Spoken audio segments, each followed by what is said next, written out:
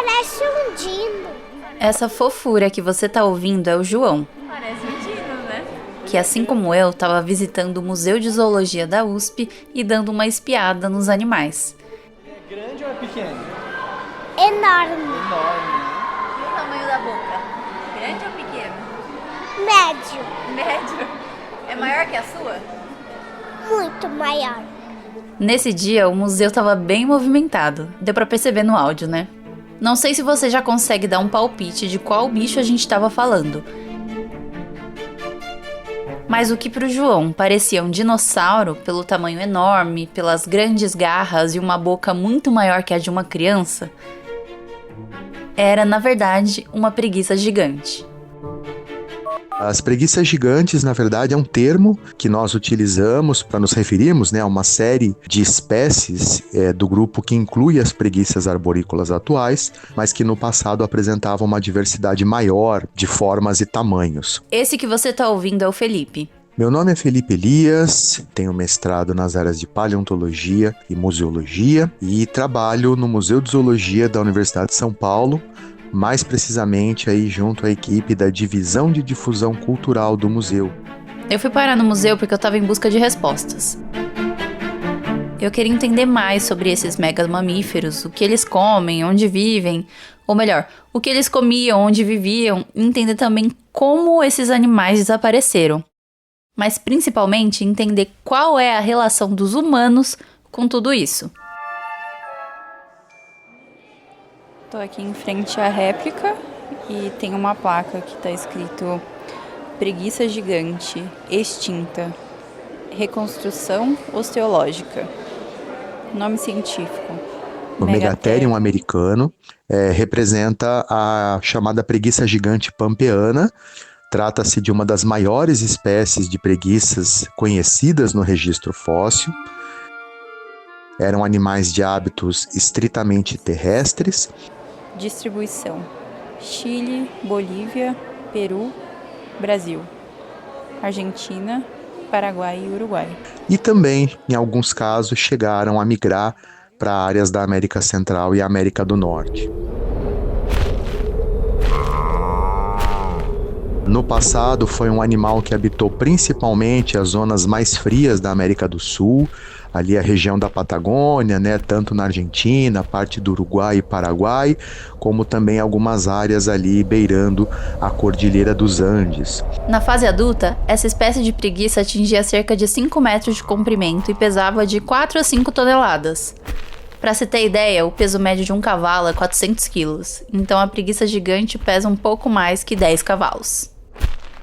Um animal totalmente herbívoro, se alimentava de uma grande diversidade de espécies vegetais, se locomovia principalmente caminhando de maneira quadrúpede, mas também podia assumir a posição bípede, né? Seja para alcançar alimentos em áreas mais altas ou até em situações defensivas, né? As preguiças gigantes foram muito bem sucedidas durante um longo período de tempo, entre aproximadamente 2,5 milhões de anos até cerca de 11 mil anos atrás.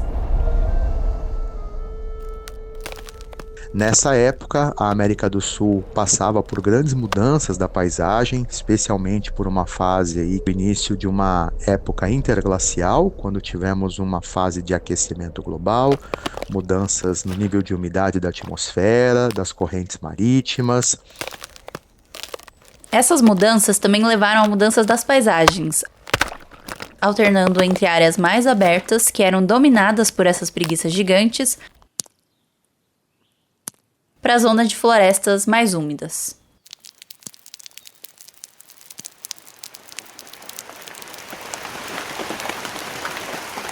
Também nessa fase nós temos evidências arqueológicas da presença humana, da presença das primeiras ocupações humanas aqui na América do Sul, e isso nos dá, subsídios para afirmar que houve aí um período de convivência entre a chamada megafauna sul-americana e as primeiras comunidades humanas que aqui chegaram nessa época. E é aqui que começa de verdade a nossa história de hoje, porque é muito importante a gente entender como foi o encontro entre essas duas espécies, nós e as preguiças gigantes, e como uma afetava a outra. Mesmo sem armas sofisticadas, será que a gente foi responsável pelo desaparecimento desses animais enormes? Há uma grande discussão sobre o impacto dessa chegada humana, junto a essas mudanças ambientais e climáticas e como isso poderia ter influenciado na distribuição dos grandes animais da América do Sul, a megafauna. Porque a partir de 10 mil, 11 mil anos atrás, nós começamos a perceber uma ausência de evidências paleontológicas dessa megafauna, né? Até há pouco tempo atrás, isso indicava que esses animais teriam desaparecido por completo nessa época, né?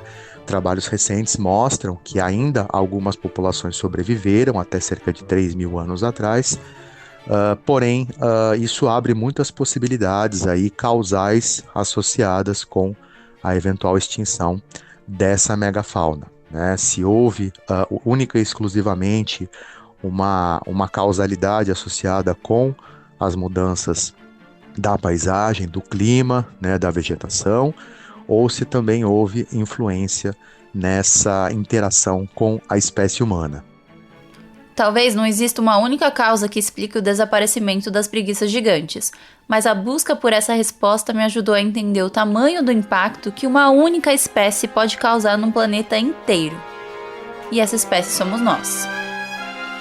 Eu sou Amanda Guedes e você está ouvindo o primeiro episódio da série Nós na Evolução, a nova temporada do Alô Ciência sobre como nós, seres humanos, interferimos na evolução das espécies.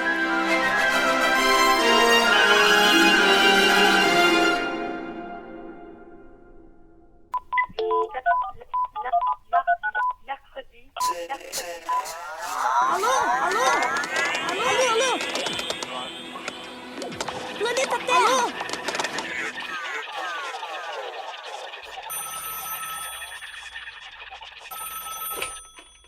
Oi, aqui quem fala é o Tomás Chiaverini e eu tô aqui para te fazer um convite. Quando eu terminar esse episódio do Alô Ciência, que tal escutar outro podcast que fala de assuntos parecidos?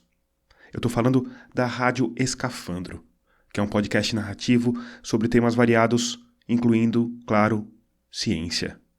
Eu vou te dar 3 exemplos de episódios que você certamente vai curtir. No nosso episódio 110, Você é livre para ser livre, a gente discute se o livre-arbítrio é uma ilusão. No episódio 111, Finalmente os ETs ou não, a gente usa a procura por vida extraterrestre para falar sobre a origem da vida bem aqui no nosso planetinha. E no episódio 119, a gente fala sobre uma Olimpíada em que a dopagem é liberada. Enfim, procura aí pela Rádio Escafandro no seu aplicativo de áudio. Escuta, que você não vai se arrepender. Eu comecei esse episódio querendo falar sobre o impacto do ser humano na extinção de grandes mamíferos, mas eu descobri que o nosso impacto no planeta não para por aí. A contribuição dos humanos para a extinção dessa megafauna é um tema ainda bastante discutido pela ciência. E essa é a graça do fazer científico. É ser algo que não está escrito em pedra. É usar as melhores ferramentas que temos para responder perguntas e para criar novas perguntas também. Mas olhar para essas extinções do passado nos ensina muitas lições. Será que essa dificuldade em assumir o papel dos humanos nessas extinções é uma forma de acreditar que tá tudo bem? Que nós ainda não causamos tantos estragos assim na natureza? Se olhar em volta, não dá para negar que nós, seres humanos, direta ou indiretamente, geramos vários impactos na vida de várias espécies. Quase 500 milhões de animais são atropelados por ano nas estradas do Brasil. Patrimônio natural da humanidade, o Pantanal nunca esteve tão vulnerável quanto hoje. O fogo de repente se espalha, a gente precisa sair muito rápido.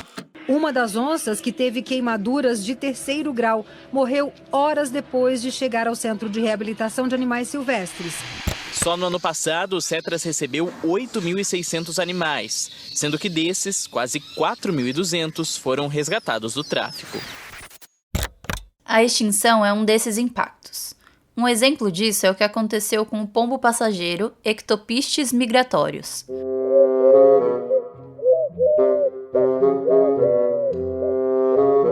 Essa era a espécie de ave mais abundante da América do Norte no século XIX, com cerca de 3 bilhões de indivíduos. Números incontáveis e multidões infinitas eram algumas das descrições dessa espécie, que tinha voos migratórios espetaculares. Os pombos passageiros viviam em bandos tão, mas tão numerosos que há relatos de que o céu escurecia quando eles passavam. Os voos frequentemente continuavam de manhã até a noite e duravam vários dias. Quem vive em grupos tão grandes precisa de uma casa igualmente grande. Eles viviam em áreas enormes de floresta para buscar alimento, água e também para fazer os seus ninhos. Mas esse cenário de abundância começou a mudar. O século XIX é o século da expansão americana rumo ao oeste, e isso foi acompanhado de crescimento da população humana e de muito desmatamento.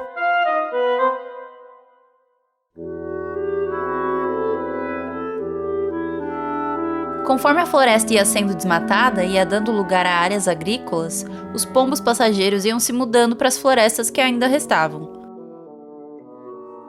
Quando a comida ia acabando, eles iam buscar por alimento nas plantações, causando prejuízo para os agricultores que revidavam caçando. Mas a grande pressão e diminuição do número de pombos passageiros começou quando caçadores profissionais começaram a capturar as aves com redes para vender nos mercados da cidade. Além de servir de alimento abundante e barato, a caça dos pombos passageiros também era esporte e lazer para muitas famílias, e essa combinação levou a um verdadeiro massacre da espécie. Não existia uma regulação sobre a caça dessas aves, e alguns conservacionistas da época até tentaram maneiras de proteger esses animais, mas foi tudo em vão. Em 1890, o pombo passageiro já tinha desaparecido quase que completamente, mostrando como o ser humano não é qualquer predador. Para os pombos passageiros, viver em grandes bandos fazia parte da sua sobrevivência. E em um único dia, sem muito esforço, os caçadores conseguiam matar milhares deles, restando poucas aves que poderiam reproduzir e dar continuidade à espécie. E assim caminhou esse massacre até que, em 1900, a espécie de ave mais abundante do planeta se extinguiu da natureza. O último indivíduo conhecido da espécie foi a marta, uma fêmea que ainda viveu por alguns anos sozinha em cativeiro. Mas solidão não é uma palavra que combina com essa espécie. Ela morreu às 13 horas do dia 1 de setembro de 1914, no Jardim Zoológico de Cincinnati, marcando a extinção da espécie e tirando a possibilidade da gente ver esses voos incríveis para sempre. A marta agora é um dos exemplares no Museu de História Natural dos Estados Unidos. Ao lado dela fica uma placa que diz: "Esta ave documenta um capítulo infeliz da conservação da vida selvagem."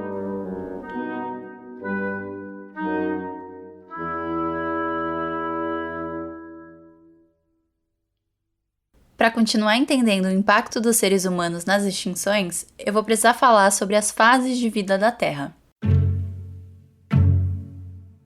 Assim como nós dividimos a vida em fase de bebê, criança e adulto, os geólogos dividem a história da Terra em caixinhas. As eras, períodos e épocas.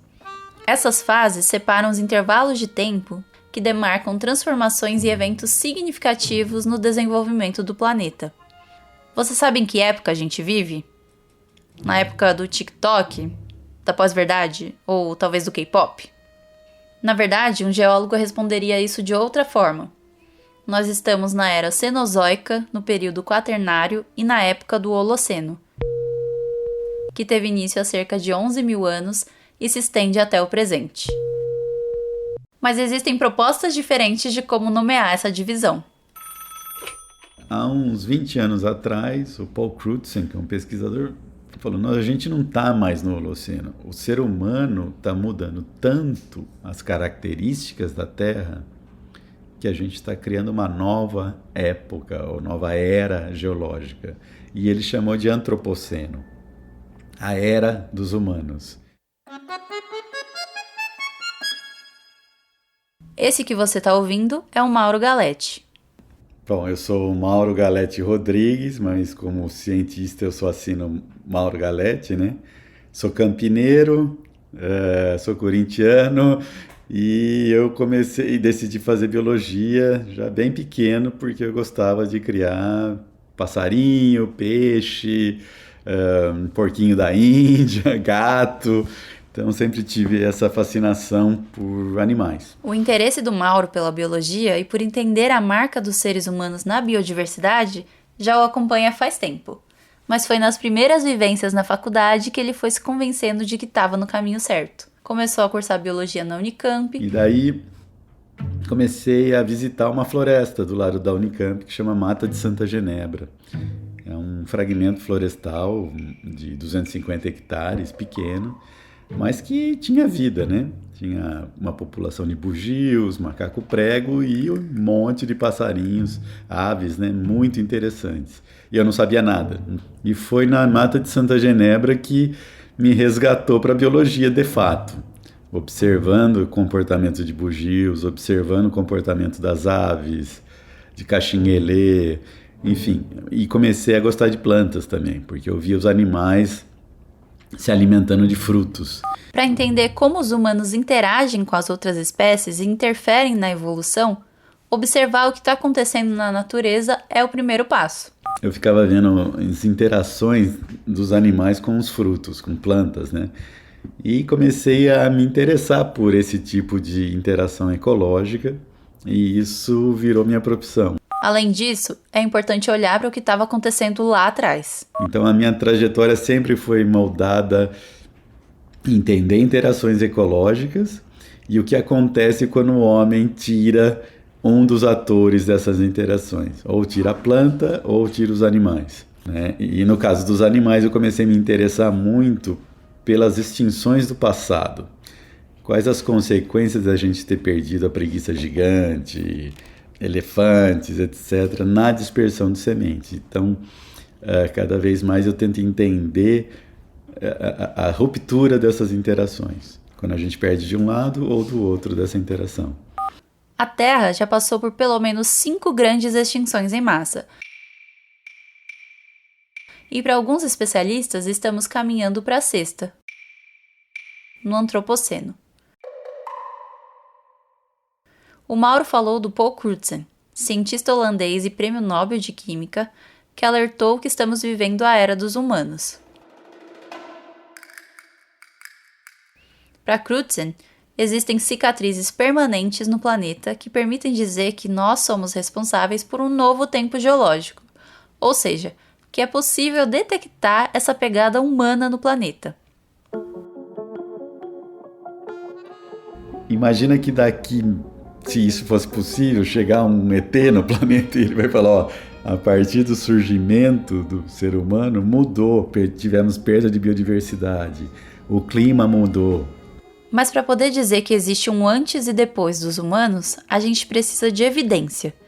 O Mauro escreveu um livro sobre isso. Em Um Naturalista no Antropoceno, um biólogo em busca do selvagem, ele apresenta quais são essas evidências para podermos dizer que o planeta está mudando devido à ação dos humanos. Uma nova época é definida pelo surgimento de novos elementos químicos, fósseis e rochas, ou é marcada por grandes eventos de extinção em massa. A tabela periódica possui 118 elementos químicos, como o hidrogênio, o oxigênio, o cálcio, o cloro e tantos outros. Mas no meio dessa diversidade tem também elementos que não existem naturalmente no universo e foram sintetizados pelos humanos, inclusive com o uso de reatores nucleares, como é o caso do cúrio, do plutônio e do americio. Além de novos elementos químicos, os seres humanos criaram moléculas que nunca foram vistas na natureza, como o DDT, o glifosato e outros representantes do grupo dos agrotóxicos. Então, se é necessário criar novos elementos e novas substâncias químicas para definir uma época, o Antropoceno está cumprindo esse requisito.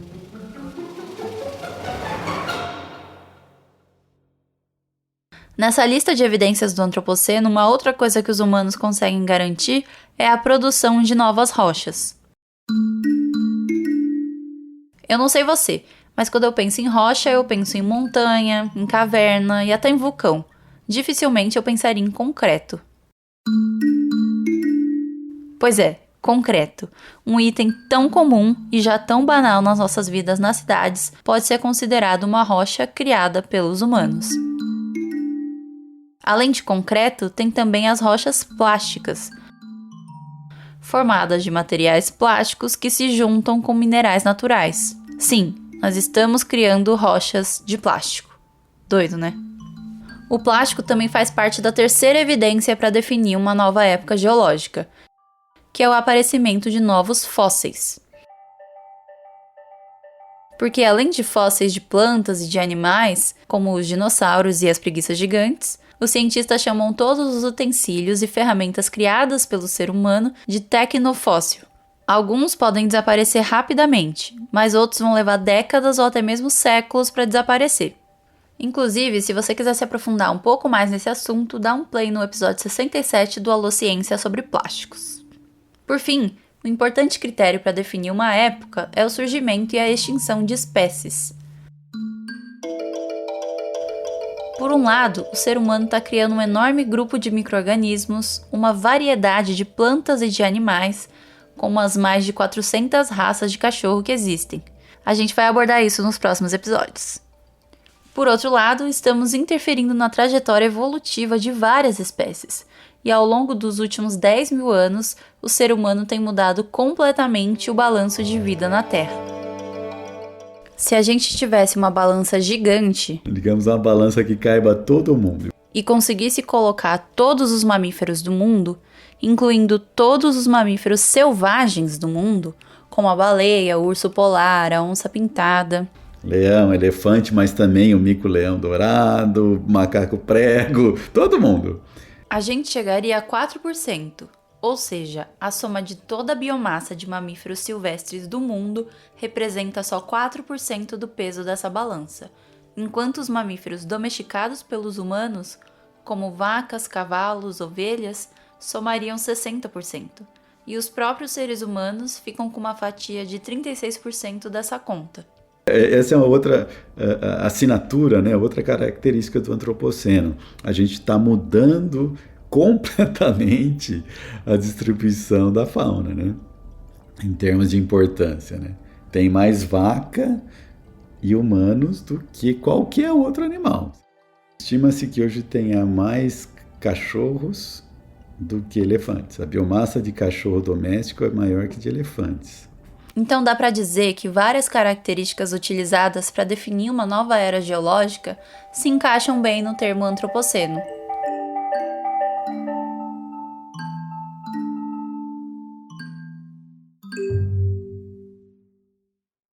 Para conseguir abrigar tanta gente e tantos animais domésticos e também dar conta de alimentar todo mundo, muitas áreas naturais foram transformadas em pastos e em lavouras. As cidades foram crescendo. E com isso, os animais selvagens foram perdendo espaço cada vez mais. Muitos perderam completamente seus hábitats e acabaram desaparecendo. Esses 4% de mamíferos silvestres são responsáveis por sustentar processos fundamentais para a biodiversidade, como a dispersão de sementes, por exemplo. E o que a gente tem acompanhado é a floresta ficando vazia. A gente pegar os muriquis, as antas, os tucanos, eles dispersam um monte de espécies de sementes na floresta. E o que eu tenho a ver com isso morando em São Paulo, no meio da... Bom, essa semente, como são animais grandes, eles dispersam sementes grandes. Sementes grandes dão grandes árvores, né? Vai dar um jatobá. Essas grandes árvores têm madeira dura. Madeira dura acumula mais CO2. Então elas estão tirando, para ela crescer, ela está tirando da atmosfera mais CO2. E a gente precisa tirar o CO2 da atmosfera, porque nós estamos jogando muito CO2, o planeta está aquecendo.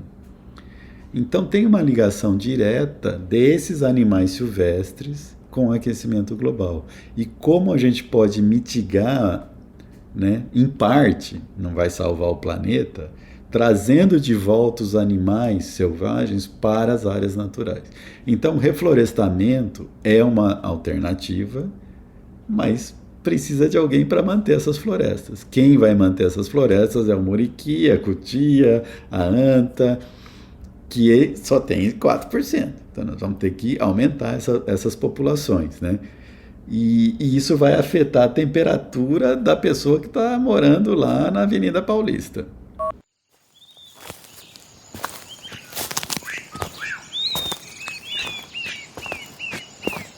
Esse termo, floresta vazia, foi cunhado em 1992 por Kent Redford, no artigo The Empty Forest, a floresta vazia, onde ele diz que não devemos deixar que uma floresta cheia de árvores nos engane, fazendo-nos acreditar que está tudo bem.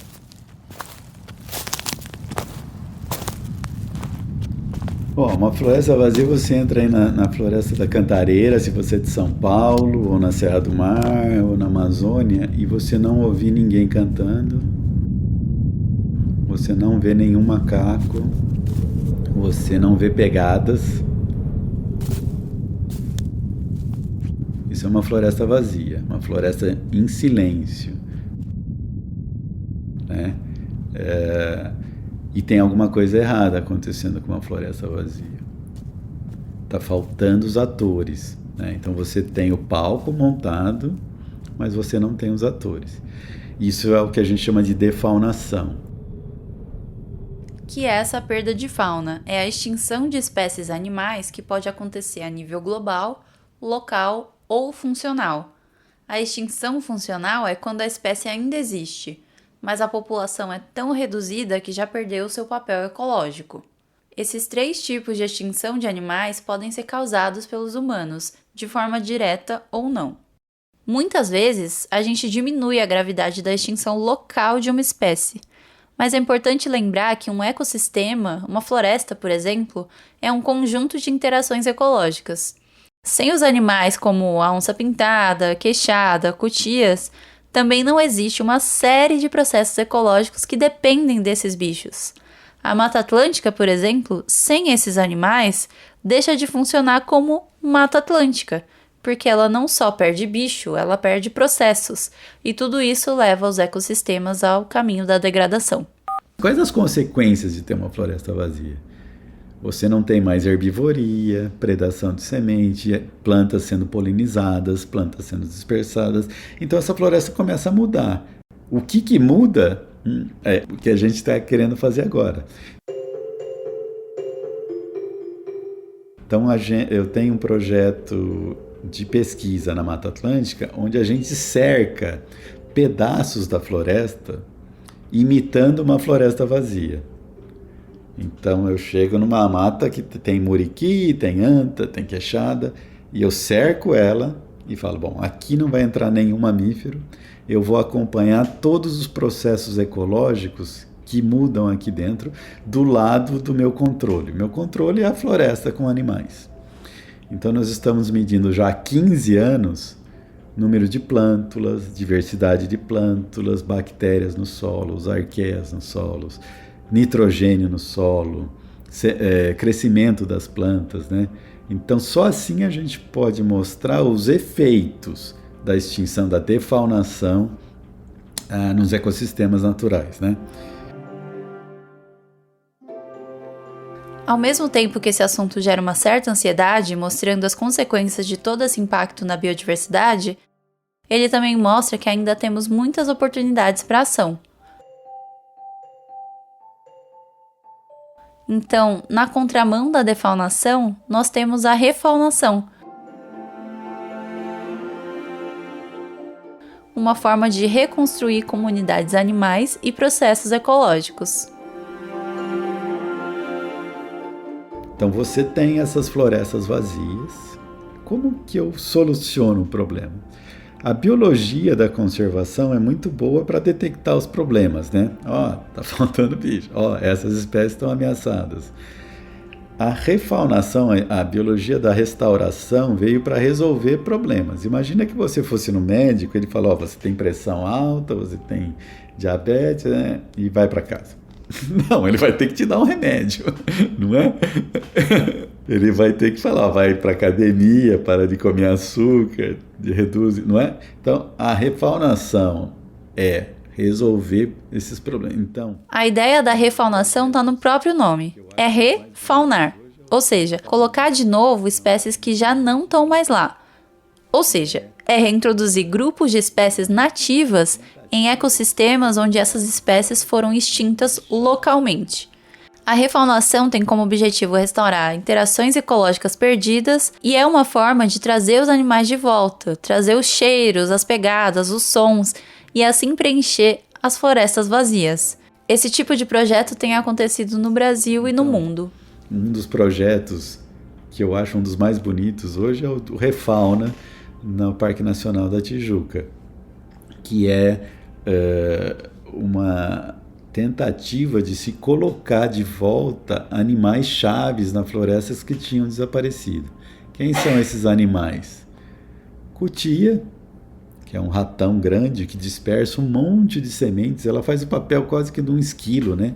Enterrando sementes na floresta, só que enterra sementes muito grandes que outros animais não conseguem dispersar.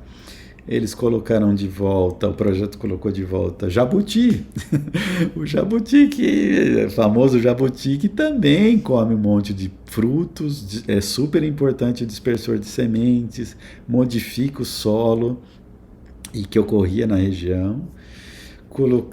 Reintroduziram bugios, que haviam sido extintos. O bugio come um monte de planta, dispersa sementes, as fezes dos bugios são utilizados por muitos besouros, então ele tem um efeito no ecossistema muito grande, e outras espécies vão sendo colocadas pouco a pouco. A refaunação é um processo trabalhoso e difícil, que acontece em etapas que podem durar meses ou anos.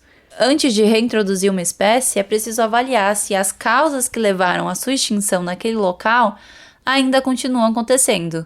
Se tem conflito com seres humanos, precisa também ter certeza que os animais estão sendo reintroduzidos em sua própria área de origem, ou seja, onde eles moravam. Checar se eles não têm doenças e também garantir que esses animais vão ter alimento sem depender dos seres humanos. Além de tudo isso, é preciso acompanhar continuamente esses animais para saber se eles estão tendo um retorno seguro para a natureza. Então você tem que saber o que você vai colocar, por que vai colocar e se aquele ambiente comporta essa espécie que você está colocando de volta. Então não é só chegar lá e soltar o animal, né? A reintrodução, a refaunação é buscando solucionar perdas ecológicas, processos ecológicos que desapareceram.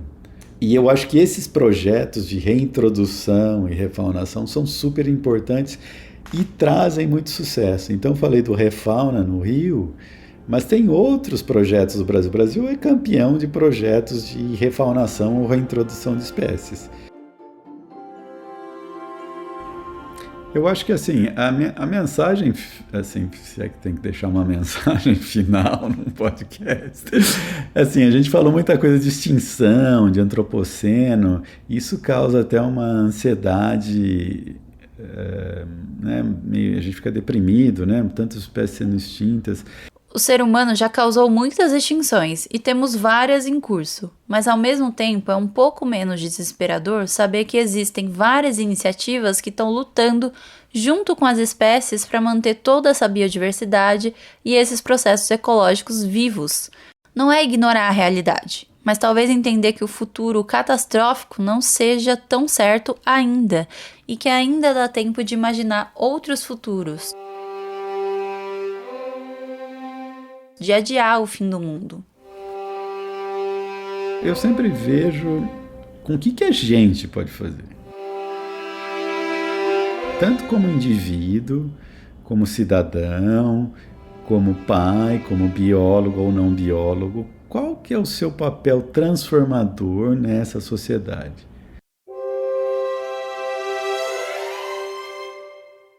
É continuar fazendo as coisas que se faz ou mudar seus hábitos e influenciar outras pessoas a mudarem os hábitos? Então eu acho que é uma época que a gente, é o fugire urban, né, que antigamente se falava, né, mas é trazer de volta a importância da natureza na nossa vida cotidiana, mesmo vivendo numa metrópole. Eu acho que hoje as questões ambientais não é um problema a ser resolvido pelos biólogos, pelos ambientalistas. É um problema de toda a sociedade. Médico, advogado, banqueiro, engenheiro, torneiro mecânico, motorista de Uber. Todo mundo está no mesmo barco. Como que nós vamos resolver isso? Né?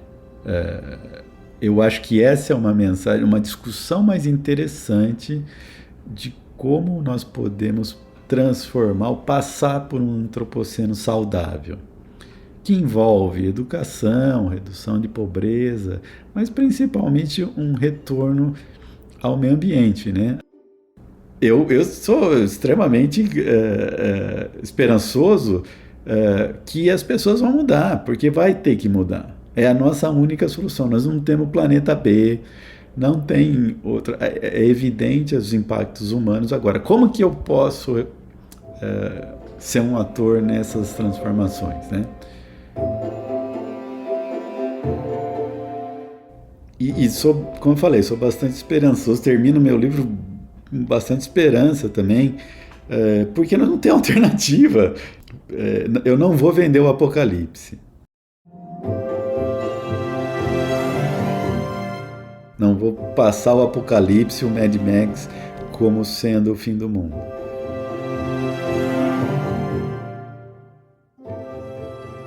Obviamente que eu não sou o Bambi, eu não vou passar a ideia do Bambi, que o mundo é maravilhoso, que não tem problemas e que eu sou ingênuo. Como consertar esses problemas é que tem que ser discutido. É mais, eu vejo a discussão de como a gente melhorar o antropoceno e como passar pelo antropoceno de forma saudável.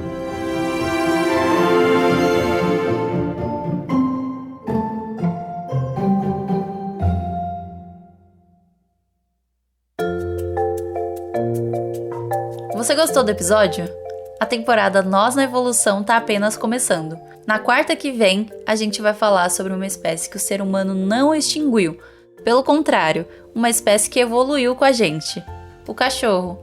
Já ativa as notificações para não perder as novidades e não esquece de acompanhar a gente no Instagram, @alociência.